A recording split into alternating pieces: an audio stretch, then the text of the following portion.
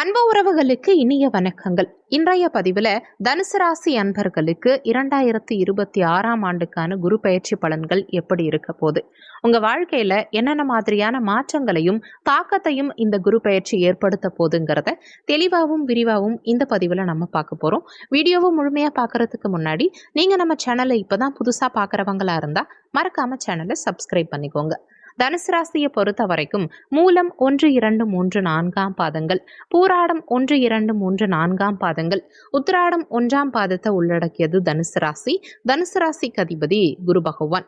குரு பெயர்ச்சி நிகழும் தேதியை பொறுத்த வரைக்கும் திருக்கணித பஞ்சாங்கப்படி ஜூன் 2, 2026 செவ்வாய்க்கிழமை அன்னைக்கும், வாக்கிய பஞ்சாங்கப்படி மே 26, 2026 செவ்வாய்க்கிழமை அன்னைக்கும் குரு பெயர்ச்சி நிகழ இருக்கு.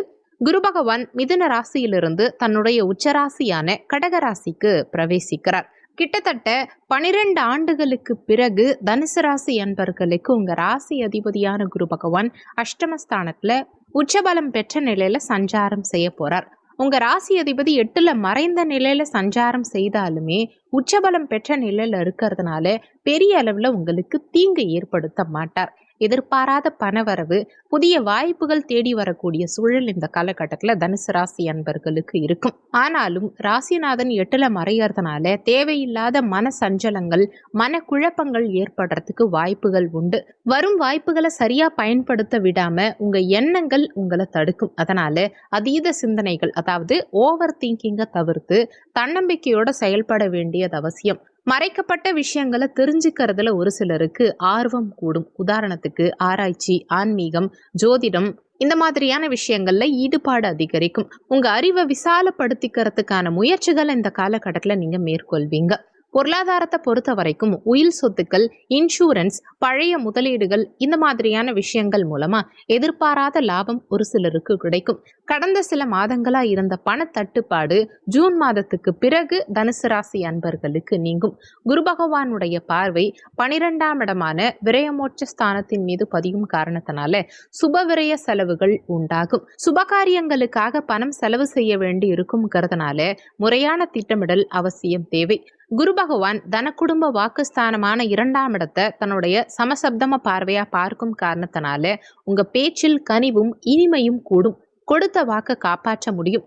குடும்ப உறுப்பினர்கள் கிட்ட பேசும்போது மட்டும் நிதானத்தை கடைபிடிக்கிறது தேவையில்லாத வாக்குவாதங்களை தவிர்க்க உதவும். அதே மாதிரி சுகத்தாயார் ஸ்தானமான 4ஆம் இடத்தை குரு பாக்கிய பார்வையா பார்க்கும் காரணத்தினால சொந்தமா வீடு, வண்டி, வாகனங்கள் இதெல்லாம் வாங்கும் யோகம் பிரமாதமா இருக்கு. பழைய வாகனங்களை சீரமைக்கவோ அல்லது புதிய வாகனங்கள் வாங்கவோ இது ஏற்ற காலகட்டமா நிச்சயமா இருக்கும். தாயின் உடல் நலத்துல முன்னேற்றகரமான நிலை இருக்கும். தாய் வழி உறவுகளின் ஆதரவு கிடைக்கும். தந்தை மற்றும் தந்தை வழி உறவுகள் மட்டும் சற்று அனுசரித்து செல்வது நல்லது.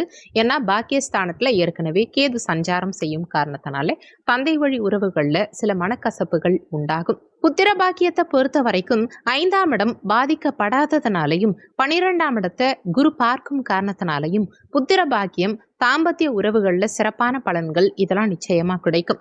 தொழில் உத்தியோகத்தை பொறுத்த வரைக்கும் தொழில் காரகனான சனி பகவான குரு பார்க்கும் காரணத்தினால தொழில் விருத்தியாகும். குறிப்பா ஆசிரியர்கள், வழக்கறிஞர்கள், ஜோதிடர்கள், மேடை பேச்சாளர்கள் இந்த மாதிரியான துறைகள்ல இருக்கவங்க, குறிப்பா பேச்சு சார்ந்த தொழில் செய்கிறவங்க, பேசி பிழைப்பு நடத்தக்கூடிய தொழில் செய்கிறவங்களுக்கு இந்த காலகட்டம் பொற்காலமாக நிச்சயமாக இருக்கும். புதிய வேலை தேடுறவங்களுக்கு இடமாற்றத்துடன் கூடிய நல்ல வேலை அமையும். தற்போதைக்கு பார்க்கும் வேலையில பணிச்சுமை சற்று அதிகமாகவே இருக்கும். சொந்த ஊரை தாண்டி வெளியூர் அல்லது வெளிநாடுகளில் வேலை தேடுறது அதிக வளர்ச்சியை கொடுக்கும். மாணவ மாணவிகளை பொறுத்த வரைக்கும் 4ஆம் இடத்துக்கு வித்தியாஸ்தானமான 4ஆம் இடத்துக்கு குரு பார்வை பதியும் காரணத்தினால கல்வியில தடங்கல்கள் இல்லாம சிறப்பான முன்னேற்றம் இருக்கும். வெளிநாட்டுக்கு சென்று படிக்க விரும்புபவர்களுக்கு இது சாதகமான காலகட்டம். வெளிநாடு மற்றும் தூரதேச பயணங்களுக்கான வாய்ப்புகள் இந்த காலகட்டத்தில் சிறப்பாக கிடைக்கும். அடிக்கடி இடமாற்றங்களும் அலைச்சல்களும் இருந்தாலுமே அது இறுதியில் உங்களுக்கு வெற்றியை கொடுக்கும். நீண்ட நாட்களாக நிலுவையில் இருக்கும் கோர்ட்டு கேஸு, வம்பு வழக்குகள் இதெல்லாம் உங்களுக்கு சாதகமான தீர்ப்பை கொடுக்கும். இந்த காலகட்டம் சிறப்பா அமைய நீங்க செய்ய வேண்டிய பரிகாரம் என்னன்னா, வாரந்தோறும் வியாழக்கிழமை தினங்கள்ல தட்சணாமூர்த்திக்கு மஞ்சள் நிற மலர்களால் அர்ச்சனை செய்து நெய் தீபம் ஏற்றி வழிபாடு செய்யறது சிறப்பு. பிரதோஷ காலங்கள்ல சிவ வழிபாடு செய்யறதும் ஓம் நமச்சிவாயங்கிற மந்திரத்தை சொல்வதும் மன தெளிவை கொடுக்கும். வியாழக்கிழமைகள்ல குரு கவசம் அல்லது தட்சணாமூர்த்தி அஷ்டகம் பாராயணம் செய்யறது சிறப்பு.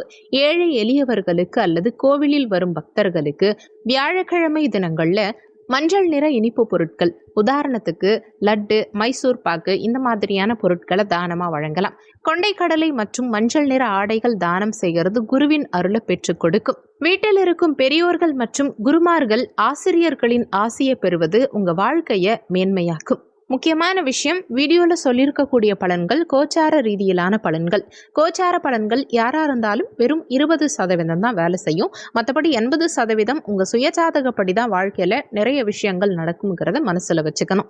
உங்க சுயஜாதகத்துல இப்ப உங்களுக்கு என்ன தசா புத்தி நடக்குது, தசாநாதனும் புத்திநாதனும் எந்த நிலையில சஞ்சாரம் செய்யறாங்கிறத பொறுத்து உங்க வாழ்க்கையில நடக்கும் நிறைய விஷயங்கள் மாறுபடும். சுயஜாதகம் பார்க்க நினைக்கிறவங்க ஜாதகம் பார்க்கன்னு கொடுத்திருக்க வாட்ஸ்அப் நம்பருக்கு வாட்ஸ்அப் பண்ணுங்க. நன்றி. மற்றும் ஒரு நல்ல பதிவோடு மீண்டும் உங்களை சந்திக்கிறோம்.